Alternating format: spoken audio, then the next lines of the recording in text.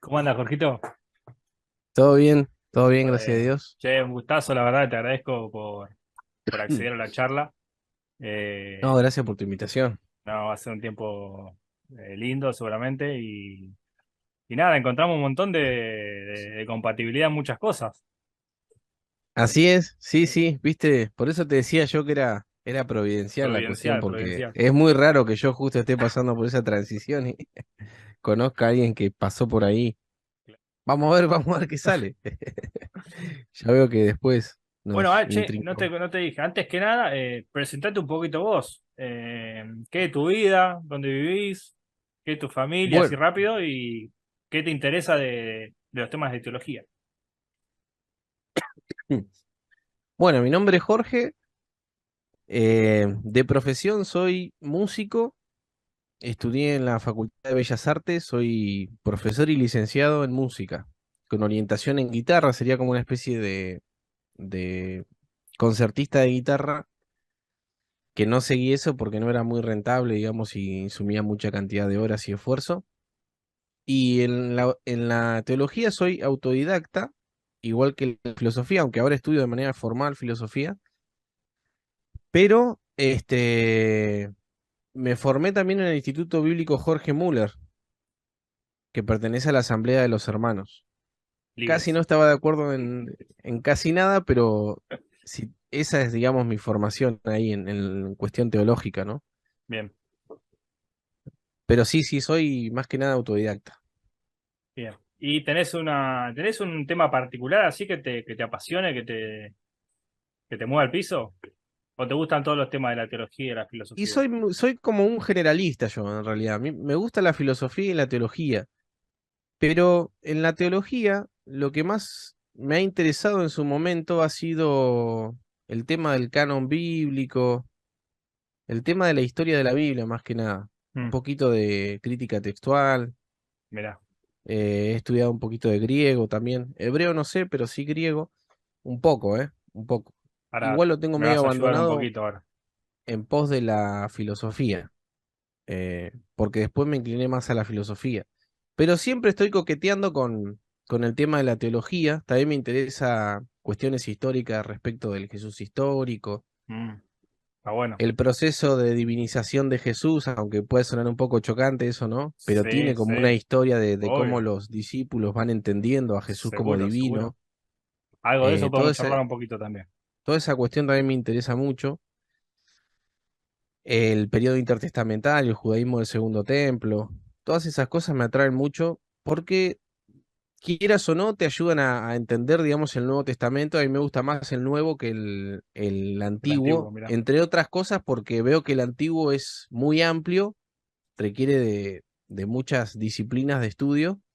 Bueno, el Nuevo también, pero el Antiguo, viste, es más extenso. Claro, Y además no sé hebreo, entonces al no saber es hebreo más también eso me complejo. limita un poco para acceder a algunas herramientas de estudio Claro, en ese mundo, ¿no? mirá. Bueno, la verdad que interesante. Creo que todo lo que te gusta me gusta también.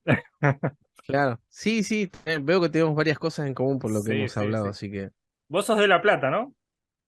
sí, pero soy de Chubut, de Trelew. Ah, mirá. O sea, Eh, naciste allá. Nací allá y vine a estudiar acá y bueno, luego me quedé acá, me casé acá y ¿Y dónde he conociste al querido Señor? volver, pero mi esposa no quiere volver, ¿viste? Así que la esposa Se manda. acostumbró. ¿Qué me decías? ¿Dónde conociste al Señor? ¿Cuándo? Breve, así, rapidito. De chiquito, en la iglesia de los Hermanos Libres, la iglesia de Apebel y Gales en Trelew, porque es una sola la que hay.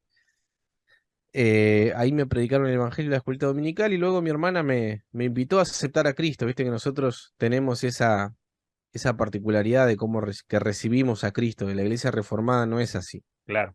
Em, y me estaba mostrando en la televisión que había un conflicto, no me acuerdo en qué época era. Creo que en el 90 fue. Tenía 5 años yo. Y me acuerdo y todo, ¿no? Recibí a Cristo un poco por miedo, porque mi hermana me comentaba el fin del mundo y todo eso, ¿viste? Pero entendí el evangelio, entendí. Y después cuando era adolescente, en un campamento, fui a muchos campamentos, pude entender mejor y ahí recibí a Cristo de una forma más consciente, o confirmé, mejor dicho. claro. Sí, sí. Bueno, hay un proceso, siempre hay un proceso, al fin y al cabo. ¿Vos fuiste de chiquito también a la iglesia Yo o no tan empecé en la chiquito? adolescencia. Ah, Ya no sabían a dónde más meterme y me mandaron a una iglesia, ¿viste? ah, Vieja. claro, Y bueno, estuve 2 años ahí más o menos y al año y pico ya ahí eh, como que enganché el mensaje, me compenetré y me comprometí. Y también tuve ah, ese momento de entrar en el sistema, digamos, a través del recibimiento de Cristo en mi corazón. Eh, claro, que yo hoy lo veo más como una expresión, sí, una expresión del proceso que ya estás atravesando, digamos. claro. Muchas veces me replanteo, digo, ¿viste cuando se hace la pregunta, che, mirá, se está por morir alguien y vos le predicás, ¿viste? Le hablas del cielo y el infierno antes que se muera. Y la persona aceptó al Señor. Entonces yo digo, esa persona quizás lo que está haciendo ahí es una expresión del momento de su proceso interno, está exponiendo cómo era su relación con Dios, pero no necesariamente se convirtió ahí.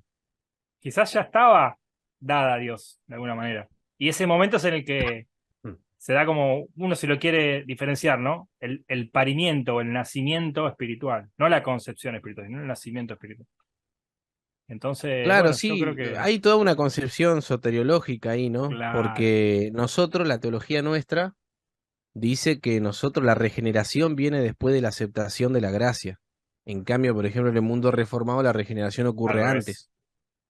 Así que eso depende la soteriología que tengas, ¿Vos, ¿no? vos pensás que los hermanos libres son más arminianos que calvinistas? En algún sentido sí, porque no niegan el libro albedrío, pero no son arminianos en el sentido de que no creen en la pérdida de la salvación. Claro, Eso los diferenciaría, pero están más cerca, aunque vos no lo creas, de la teología católica en algún sentido, en ese aspecto. Porque viste que la teología católica dice que la persona se salva con bueno, decide recibir la gracia y coopera con la gracia. En cambio, el mundo reformado no aceptaría nunca eso, ¿no? claro, El hombre no hace absolutamente nada, es todo de Dios. lo recibe. Aunque ese recibir la gracia no quiere decir que el hombre lo hace, pero que coopera por esa gracia misma que está actuando Sí, sí, en sí. la persona. Es sinergista o monergista. Monergista. Claro, monergista. Che, te voy a proponer lo siguiente, a ver si te parece. Eh, Como quiero que hablemos de la hermenéutica, Sí. también vamos a hablar un poquito de exégesis. Perdón Eh, que hice así porque mi hijo me está, perdón que te interrumpa, me quiere Tranquilo, pedir tranquilo. algo. Dame un segundito, a ver. Estamos en familia. Listo. Qué grande. Después de esta parte la pasamos acelerada porque está bueno que quede esas cosas así, interrupciones. Sí, Las sí, ando con un acelero. poco de tos también, discúlpame porque estoy No, tosiendo tranquilo, cada tranquilo. rato. Yo tengo el agua acá. Te voy a tener que Bueno, pedir el yo el agua mate, también. el mate. ¿Dónde está tu mate, No tengo, no sé, ¿sabes que no soy matero yo? Pero si algún día nos juntamos, más vale que tomes mate, porque si no. Yo tomo, ¿sabes qué pasa? No me gusta cebar. Ah, bueno, cebo Y yo, no hay cebo problema. mal. Bueno, te decía. Sí, dale. eh, para que giremos un poquito alrededor de la hermenéutica y la exégesis, que ahora, como primera pregunta que te quiero hacer es qué diferencia ves entre las dos y a qué se orienta cada una. Quería que hablemos un poquito de la hermenéutica del Antiguo Testamento, charlando un poquito de Génesis 1, Génesis Ujú. 1, los primeros capítulos de Génesis, y después un poco de la hermenéutica del Nuevo Testamento. Con Juan 10, que te quiero preguntar, ya que sabes algo de griego, que leamos un poquito ahí el texto y poder hacer una hermenéutica y una exégesis. Así, Bueno, dale. improvisada, ¿eh? O sea, esto, como vos dijiste, no nos preparamos, pero bueno, uno viene con su carga de estudio, con su carga académica, con su mirada ya preconcebida en algunas cosas, que no quita que no se vaya puliendo, que no pueda cambiar o aprender cosas nuevas que la mejoren. Pero bueno, vamos a ver qué pasa ahí. ¿Cómo lo ves? Bueno, la primera era entonces, ¿qué es la hermenéutica? Sí, hermenéutica y exégesis. ¿Qué es cada una? ¿Cómo se Ah, orienta? bien. ¿Diferencias? Bueno, la palabra hermenéutica significa interpretar, explicar, y yo la entiendo, es como, hay tres distinciones para mí. La hermenéutica, que es la ciencia de la interpretación, Mm, que reflexiona en torno a la exégesis y también a la otra denominación que son los métodos exegéticos. El método exegético es la forma en cómo se hace la exégesis. Y la exégesis es directamente el trabajo sobre el texto.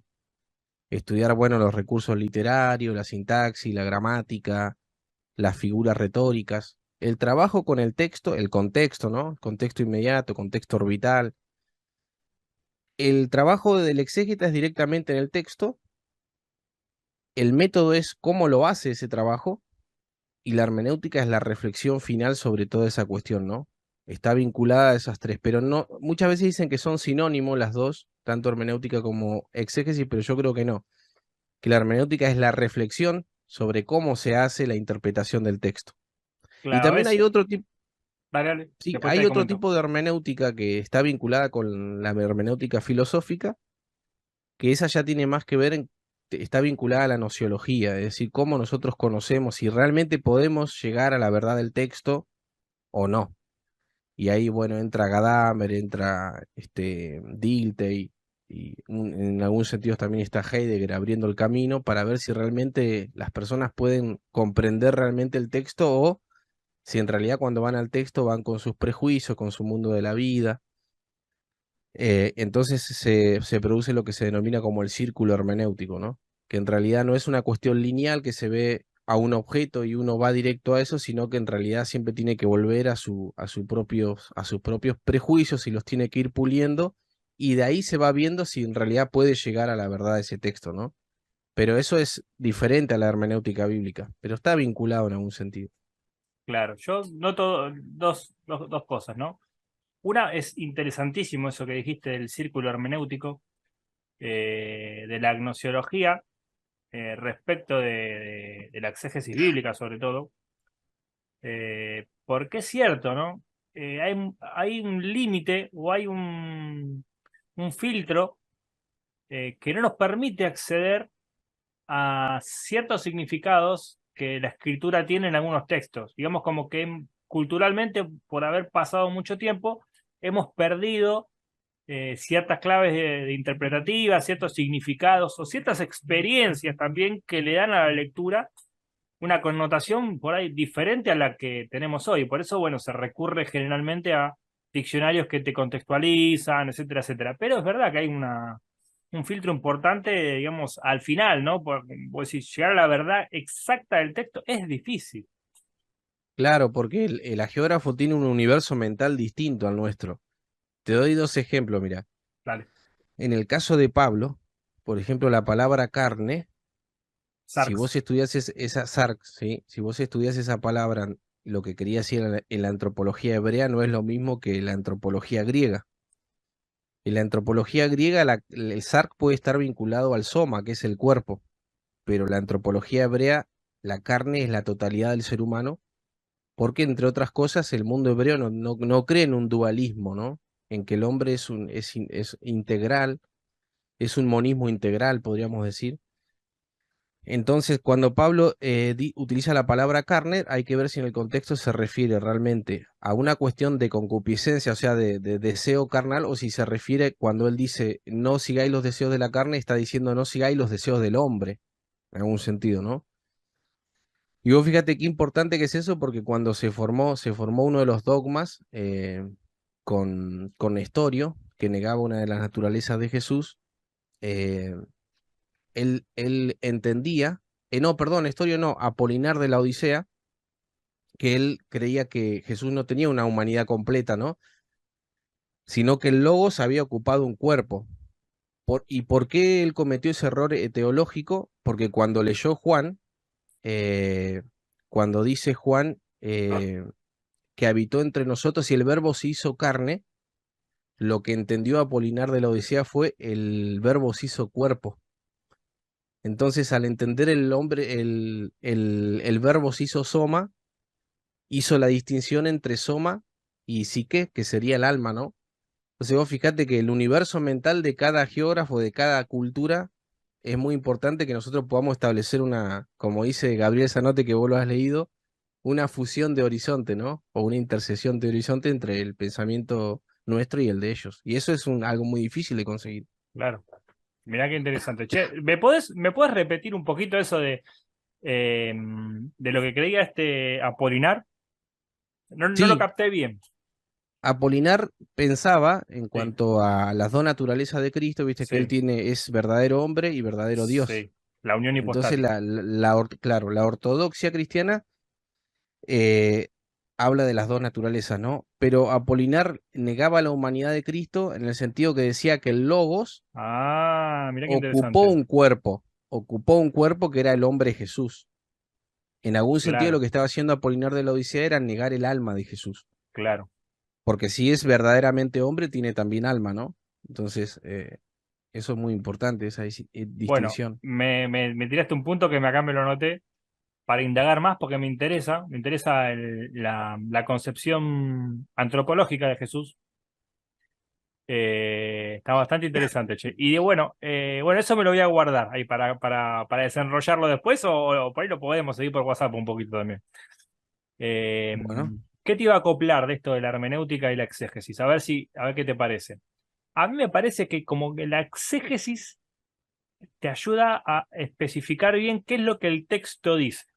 Es decir, lo que dice el texto linealmente, digamos. Uno al leerlo, al trabajar la lingüística, digamos. Y la hermenéutica, más que expresar lo que el texto está diciendo, tiene que ver con el propósito del texto, o el propósito del autor, más que nada. Es decir, la exégesis diría lo que te ayuda a entender lo que el texto dice, y la hermenéutica lo que el texto quiere decir, que serían dos cosas diferentes. Por ejemplo, y acá te ajá, meto ya Génesis 1. Génesis 1, haciendo una exégesis, lo que está diciendo es que Dios en 6 días logró completar la creación. Es decir, sí, logró crear, llegar al punto de crear al hombre con toda su contextualización dentro de la naturaleza. Pero lo que el texto está queriendo decir es que es Dios quien lo hizo. Es que Dios tiene poder para crear al hombre. Y Dios es la causa del hombre. Entonces, hermenéuticamente, el texto no está comprometido con la idea de los 6 días, pero exegéticamente sí. ¿Hay algo en lo que por ahí me puedas ayudar a entenderlo mejor ahí? a ver cómo fue lo último que dijiste. Exegético. Sí, Hermenéuticamente hablando, el texto no está comprometido con 6 días de la creación, porque lo que importa es el propósito del autor y el propósito del texto. O sea, lo que el texto quiere decir es que Dios es el que crea, que, que fuimos hechos a su imagen, que hay un producto de parte de Dios, sí, etcétera, etcétera, digamos. Lo que no es una defensa, digamos, apologética del monoteísmo. Pero lo que el texto dice exegéticamente es que el hombre apareció, que el hombre no es un animal, que el hombre, que la creación se formó en 6 días. Todo lo que el texto literalmente puedes leer, digamos. sí. Lo que pasa es que yo creo que en la exégesis, eso que vos decís también lo incorpora la exégesis. Bien. Porque la exégesis, si tiene, utiliza, por ejemplo, el método histórico crítico y utiliza, por ejemplo, utiliza como paralelo a al estudio de las religiones comparadas, por Ujú. ejemplo, de cómo se procede en ese tipo de métodos, en la crítica literaria, Sí. va desde la exégesis vos ya podés hacer eso. A mí me parece que ahí la hermenéutica, el rol que cumple está vinculado al método que vos utilizaste para hacer esa exégesis. Pero bueno, tampoco está mal lo Sí, que está bien. decís. Yo Es creo que lo como, que vos sí, decís lo te entendí. incorpora la exégesis, no hace falta la Bien. hermenéutica. O sea, la hermenéutica está dentro de la exégesis, decís vos. Sí, pero como una reflexión de cómo nosotros interpretamos, por eso está vinculado a la exégesis y al método que usás. Es como Bien. que incorpora esas dos distinciones y entre esas dos distinciones hay que jugar ahí en la hermenéutica, ¿no?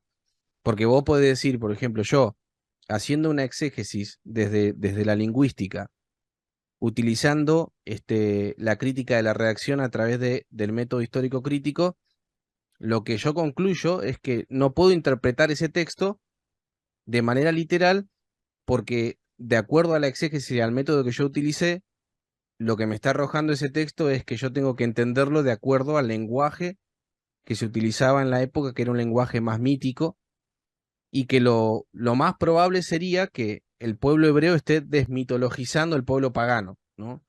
Esa es la gran conclusión que uno puede sacar de ese estudio. Y eso está vinculado a esa reflexión hermenéutica. No sé si me explico. Sí, sí, se entiende. No, está muy bueno. Me copó eso de desmitologizar, de los judíos desmitologizan los pueblos paganos. La verdad que Y porque vos fíjate que la creación ex nihilo que aparece ahí es sí, contraria a la creación politeísta, que por lo general en los mitos sí. paganos, el demiurgo es el que ordena la materia, los dioses son los que ordenan un material preexistente, Mm, pero con Yahvé no, empieza todo de la nada. sí, Entonces, esa es una. Y después, sí, viste que los primeros 11 capítulos son los más míticos, podríamos decir, ¿no? Y ahí se va desmitologizando. Por ejemplo, Génesis capítulo 6 cuando habla de los hijos de Dios, es una desmitologización de los relatos paganos de la unión de los dioses con los hombres. Ahí es como que te explica cómo fue ese hecho, ¿no? Que fue esa unión. es un esfuerzo por dar una significancia nueva a ese relato antiguo que podamos, que la podamos comprender mejor o asociarla más a nuestra realidad. Claro, y por ejemplo, Por la eso es idea tan de oscuro perfección. ese texto. Sí, yo creo que lo que es como que hay que extraer principios de esos textos y no ser literalista, ¿no? Por ejemplo, una de los principios que aparece en el Génesis es la idea de perfección. Si vos, por ejemplo, lees un mito eh, del, creo que es cananeo, aún no me acuerdo el nombre ahora, vos te fijás ahí que dice que el mundo era perfecto. Entonces, como que los mitos tienen ese arquetipo, podríamos decir, que quiere decir que en el origen de todo había perfección. Entonces vos traes un principio de ahí. Claro, ¿Adán y Eva son históricos? ¿Es necesario que sean históricos? Bueno, ahí ya entra otro problema, ¿no? Porque ahí no, estamos vinculados a lo que dice Pablo. Entonces, ya sí, lo que dice hay que Jesús. entender, y a lo que dice Jesús. Entonces hay que entender eso. Pero mirá, no se queda ahí. Perdón, me copé con eso porque a Dale, mí dale, me dale, gusta eso, dale. está bueno. Hay una distinción que hace Gustavo Bueno, ¿lo conoces al filósofo Sí. ese español? Dice entre el punto emic y el punto étic, que él lo saca de la antropología. El punto, Emic y el punto étic. a ver, Y es interesante porque dice, el punto emic es como las propias tradiciones se entienden a sí mismas. Por ejemplo, el punto emic es como Jesús mismo entiende su propia tradición. Jesús mismo no cuestiona nada de lo que la crítica literaria cuestiona, por ejemplo, ni Pablo tampoco. Probablemente lo creía literal. El punto de vista ético es el punto cómo por fuera la crítica se acerca a esos textos y no le importa lo que la tradición diga, sino es cómo se construye esa tradición. Y va desglosando esa tradición y si encuentra un punto de inflexión en esa tradición donde realmente se dan cuenta que eso no pudo haber sido literal, porque hay un paralelismo con otros textos o hay arquetipos, entonces la crítica literaria va a decir, por más que Jesús diga eso, lo que arroja el estudio concreto de los textos es que en realidad eso no era literal. Entonces, si vos haces esa distinción, vos conservás lo que dice la tradición, pero a la vez también la criticás, porque incorporás la crítica literaria de esos textos, ¿no? Por eso me gustaba, está buena esa distinción. Yo creo que es cierta en algún punto. Eso, que es cierto eso. claro. Bueno, un poco lo que le pasó a Pablo cuando dice todas aquellas cosas eran sombras de lo que había de venir, ¿viste? Bueno, ahora ya no, el rito no va más, como dice en un momento. Pero Claro, la ley dice que hay que hacer el sacrificio a perpetuidad. claro. O sea, para siempre hay que hacer esto. ¿Cómo puede Sí, venir un pero judío a decir después que tenemos que frenar? lo que pasa es que en el fondo no se frena, lo que pasa es que hay un cambio de pacto, porque viste que Hebreos dice que lo que viene a hacer Jesús es como dar un mejor pacto, Claro, por lo cual el otro queda ah, anulado, tal pero cual. en algún sentido continuó eso. Eso Sí, es un sí, tema también a plantear el tema del sacrificio y todo eso, porque hoy en día es muy difícil. Viste, vos, no sé si alguna vez te preguntaste esto, si vos le predicás de Cristo a la gente y le decís que Él fue el cordero que se sacrificó en la cruz y que Ah, murió por todos, ¿cómo lo entiende la contemporaneidad ¿ya le eso? predicaste a un vegano? Claro, ¿ves? ¿Ves? O sea, ahí surgen muchas cosas, ¿no? Claro, sí, sí, sí. Sí, es complejo. Tengo un amigo que justo tuvo ese tema con el cuñado, que el cuñado es vegano, ¿viste? Y él le quería explicar el sacrificio de Cristo para la limpieza de sus pecados, ¿viste? Y dice, no, yo no quiero ningún sacrificio. Dice, no, no me maté ningún cordero, no es necesario. Entonces, bueno, se complica un poco porque es el lenguaje de la época de los judíos. Claro, Hoy por ahí tenemos otra figura para usar también, ¿no? Y hay que hacerse de esas figuras porque para contextualizar el mensaje del Evangelio es necesario. Ahora sí es chocante porque a veces mantener el lenguaje evangélico y la tradición en un mundo moderno es complejo, es complejo, claro. Por el lenguaje. Y ahí está la inteligencia del cristiano de cómo se va ayornando sin perder la esencia del mensaje, ¿no? claro, tal cual, Eso es un gran desafío. tal cual. Yo pensaba, cuando hablabas de cómo Jesús entendía y cómo Pablo entendía en su tradición, y lo que decías de esto del punto emic y el punto étic, que no lo llegué a comprender bien, porque bueno, es nuevo, es algo nuevo para mí ahora, pero lo voy a investigar. Pero me venía a la mente algo que te mencioné en unas charlas previas que tuvimos, algo del el traditum y la traditio, de Hans de Witt, A que no ver. es de Hans de Witt, él lo toma de otro autor, me parece, pero no sé si lo llegaste a escuchar eso. No, a ver, Creo explícamelo. que es más o menos el mismo esquema que vos estás planteando, porque el traditio es la dinámica o el proceso, es la tradición, la dinámica del proceso con la cual se construye el conocimiento de la cultura. En este caso, bueno, estamos hablando de los judíos, ¿no?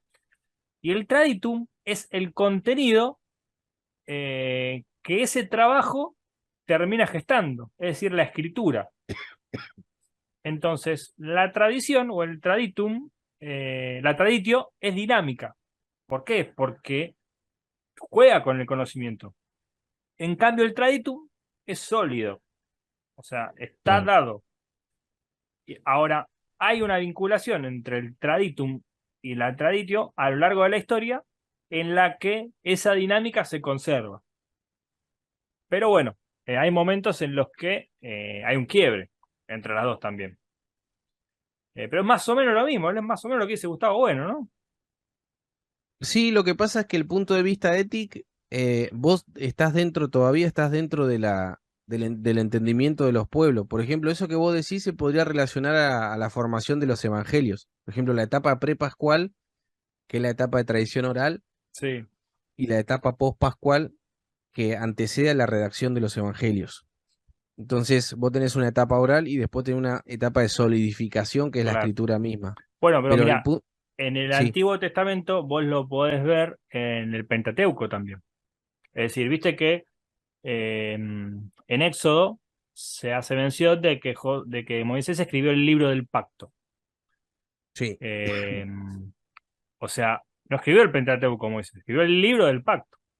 Ahora, a lo largo de los años, y de hecho, al parecer, Deuteronomio es una actualización de la ley, del libro del pacto, y al parecer Levítico está asociado a ese libro del pacto. Deuteronomio es una nueva ley actualizada a partir de Levítico o a partir del libro del pacto, y el Pentateuco es una consolidación, digamos, interpretativa, eh, quizás posexílica, de la tradición dada por Moisés. Y por eso después cobra, digamos, autoridad mosaica, porque está basada en las enseñanzas de Moisés.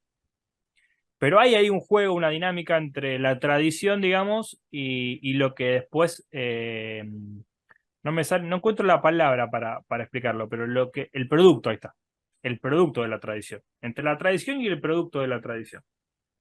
No sé si sí, más o ahí menos sí, compatible con lo que vos decís sí, del sí, periodo ahí sí, prepascual. pero ¿quién llega a esa conclusión que vos dijiste recién, la crítica? O sea, Sí, Moisés, Jesús creía que Moisés era el autor del Pentateuco como una unidad, ¿verdad? puede ser que no, o sea, eso está Bueno, eso, abierto. pero supongamos que sí, como para que sirva el ejemplo. Sí, Supongamos que ellos creían que sí. era la ley realmente, pero la crítica hoy se da cuenta que hay varios redactores. Jesús no sabía eso y Pablo tampoco. Claro, Entonces, esto es moderno, ese es el punto digamos. de vista ético. Ese sería el punto de vista ético. Bien, La tradición se concibe a sí misma como que el autor es Moisés. pero la Ah, crítica te entendí. descubre que no, que hay varias redacciones. Entonces, es como que de algún sentido se dice, no, entonces sí se puede contraponer. No necesariamente hay que contraponer a Jesús con eso, sino que él es hijo de su época y él no hizo crítica literaria. Entonces Claro, no hay que, eso es lo que te ayuda a hacer esa distinción y no, por ejemplo, esas discusiones que dicen, bueno, pero si vos hablas de que Moisés no fue el creador del Pentateuco, entonces estás negando que Cristo creía en la autoría o el tema de Jonás también o claro, cuestiones así, sí, ¿no? Yo creo que se evita con eso, ¿no? claro, tal cual. Es que una comprensión, digamos, más objetiva de la realidad hace mucho más flexibles esas discusiones. Por ejemplo, no sé, si no existió Adán y Eva, no se te cae el cristianismo, no se te cae el judaísmo por eso. ¿Entendés? Pero hay gente que piensa que sí, que si una cosita es mentira, no le puedo creer nada a la Biblia. Que en realidad no es mentira, porque es una verdad dicha en una forma de decir una verdad. Ahí está. El otro día Sí, discutía, hablaba con un filósofo, me dijo, no, yo soy filósofo. Bueno, yo le pregunté, bueno, respecto a los mitos y todo eso, le digo, si vos me mentís una vez, ¿yo por eso tengo que nunca creerte más? No. O sea, voy a tener mi cautela, voy a tener mi cuidado, pero voy a tomar cosas que te digo y las voy a examinar. Y ahí me voy a ir dando cuenta quién sos. Por ahí te equivocaste sin querer, ¿entendés? No es que me mentiste adrede. O por ahí quisiste decirme una cosa y yo te entendí otra, ¿entendés? Y ahí es un poco lo que pasa con la Biblia. No es que te está mintiendo la Biblia, es que te está diciendo las cosas de otra manera y vos la estás entendiendo mal. Entonces no se te cae el exactamente, relato. claro. Lo que pasa es que ya se ha construido un relato de cómo se debe interpretar la Biblia dentro del fundamentalismo evangélico de forma literal. Mm, Y, viste, vos la otra vez en la charla que teníamos interna me comentaste el tema de los mitos y me dijiste que la ascensión de Cristo sí, probablemente era un mito en el sentido de que ese lenguaje corresponde al helenismo, que quiere decir algo en realidad, la autoridad, ¿no? Algo así claro, me comentaste. Bueno, vos fíjate que el literalismo no hace esa distinción, porque el literalismo bíblico fundamentalista, cuando interpreta la Biblia, no es que cae en la incoherencia cuando ve una metáfora e interpreta, no, agarra ese topo y dice, bueno, sí, acá hay una, como el ciervo que brama en el desierto, bueno, eso es un símil, dice, ¿no? O como la blanca lana serán limpiados tus mm, pecados, bueno, hay una sí, metáfora. Pero como no toma en cuenta el método histórico crítico para analizar otras cuestiones, interpreta literalmente la ascensión de Jesús y ahí no hace la distinción. ¿Te das cuenta? claro. ¿Y sabes por qué me di cuenta? Porque en uno de tus debates con Daniel Palazzo, vos le preguntaste acerca si él creía que Elías había ido en un torbellino. Ah, ¿Qué sí, te contestó él? que Sí, sí, porque es literal. ¿Te das claro, cuenta que no hace esa distinción porque le está faltando una información? claro, Que es justamente cómo es ese lenguaje y que muchas veces lo que ellos interpretan literal en realidad quiere decir otra cosa. Te pongo otro ejemplo cortito. dale, Cuando se estudia Juan, viste que cuando se estudia Juan se dice que hay una comunidad detrás, que sí. es la famosa comunidad del discípulo amado. ¿Por qué se dice eso de Juan y no de los demás evangelios? O sí, Bueno, después vamos ahí, pero ahí dale, primero quería ilustrar eso, ¿no? dale. El tema del discípulo amado, los investigadores dicen que resalta y se diferencia de Pedro porque él siempre llega primero a los eventos. Entonces lo que está queriendo mostrar eso es que no es un relato literal, sino que está mostrando que la comunidad joánica es mayor que la comunidad petrina, o que el mismo Pedro, ¿no? Claro, Pero si vos interpretás literalmente y no lees el texto entre líneas, entonces vos estás interpretando literalmente, pero mal. Si es que eso se puede afirmar así, porque también si, viste que se habla en probabilidades siempre cuando se sí. habla de la historia antigua. Ahora sí que me decía, sí, en los evangelios hay comunidades, claro. Claro. Aparte del Evangelio de Juan, al final, cuando habla de quién escribió este libro, están hablando como unas personas que escribieron en base al testimonio de este hermano, digamos, pareciera, ¿no? Sí, sí, el lenguaje después en las primeras cartas también es similar, ¿viste? Antitético, luz, tinieblas. Mm, Y también dicen que hay que leerlo en clave gnóstica, ¿no? Porque también hay un proto-gnosticismo que está de fondo ahí, que se combate ahí. También Pablo lo combate en Colosenses. Hay claro, cuestiones raras. Ahí volvemos al tema de los contextos que no están dados muchas veces Y que eso lleva a cierta especulación y conjeturas que algunos dan por hecho, ¿no? También ese es un tema también. Está bueno. Espectacular. Surge de Escuchame. todo. Sí, está bueno. Escuchame, queda un minuto. Te voy a Sí. mostrar así rápido. Mira, este es el libro que te dije de Gustavo Barone. Ah, bien gordito. Sí, mira que. No, es, Uy, no, lo quiero tener. no, Lo compro es, ya. es, eh, es carne, carne, carne, no. Total lo pagás vos, no hay problema. Ah, Sí, te lo voy a pedir, te lo voy a pedir. Bueno, hacemos un cortecito acá y le dale, damos la segunda y hablamos un poquito más de esto del Antiguo Testamento y nos metemos en está nuevo. bueno, dale. ¿Vale? Dale, dale, dale.